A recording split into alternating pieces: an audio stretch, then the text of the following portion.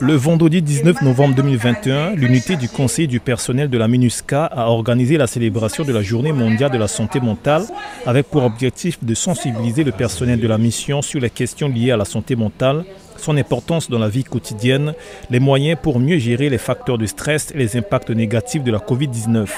Les membres de la direction, représentés par Denise Brown, représentante spéciale adjointe du secrétaire général de l'ONU, le commandant de la force de la MINUSCA, le général de corps d'armée Daniel Sidiki Traoré, ainsi que Souleymane Thioune, le chef par intérim du personnel, ont également répondu présent et souligné l'importance de la santé mentale. Nous avons traversé des moments assez difficiles, dus bien entendu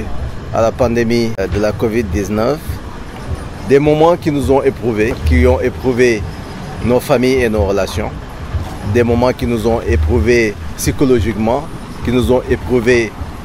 au plan de la santé, au plan de l'affection, puisque certains de nos collègues, certains de nos proches ont été emportés par la maladie pour remplir le mandat, vu les conditions de vie, vu l'environnement, le contexte difficile. Il est extrêmement important que tous les staffs soient sains et soient d'abord sains mentalement. Cette année, le thème choisi par l'Organisation mondiale de la santé est « Faisons des soins de santé mentale pour tous une réalité », afin de sensibiliser sur le fait que très peu de personnes ont accès aux soins pour des problèmes de santé mentale. Au niveau de la MINUSCA, cette thématique est mise au premier plan lors de cet événement organisé afin de mieux faire connaître au personnel de la mission les structures mises à leur disposition pour une meilleure prise en charge en cas de problème de santé mentale. Il s'agit de l'unité du conseiller du personnel de la MINUSCA, des pères aidants, de l'unité du bien-être et du service médical. Ces 4 unités apportent leur expertise en matière de santé mentale à travers l'organisation d'ateliers, de campagnes de sensibilisation, des consultations individuelles ou en groupe. Cette année, en 2021, nous avons plus de 600 personnes que nous avons vues en session individuelle pour différents facteurs de stress qui peuvent être personnels, liés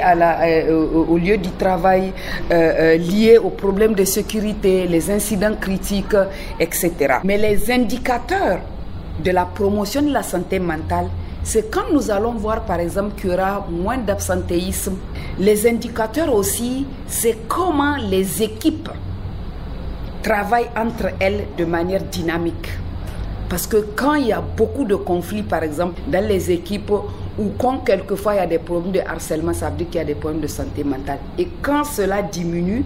ça veut dire qu'il y a une bonne santé mentale qui est en train de s'opérer. Afin de toucher un plus grand nombre du personnel national et international, que ce soit les civils ou les personnes en uniforme, surtout ceux qui se trouvent dans les zones géographiques à risque, l'unité du conseil du personnel travaille en collaboration avec des volontaires, encore appelés des pères aidants, qui apportent un appui psychosocial. Le fait que quelqu'un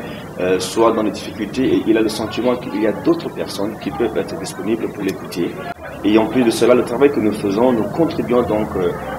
d'une manière indirecte ou si vous voulez aussi direct à l'accomplissement ou à la mise en œuvre du mandat de la MINUSCA, parce que chacun a besoin d'être en bonne santé, psychologiquement, mentalement et dans tout le corps pour pouvoir continuer à mettre en œuvre sa mission. Le personnel de la préfecture a également pu participer à cette célébration par visioconférence. Au total, l'unité du conseil du personnel travaille en collaboration avec une 60aine de pères aidants exerçant à Bangui et dans les 11 préfectures de la République centrafricaine.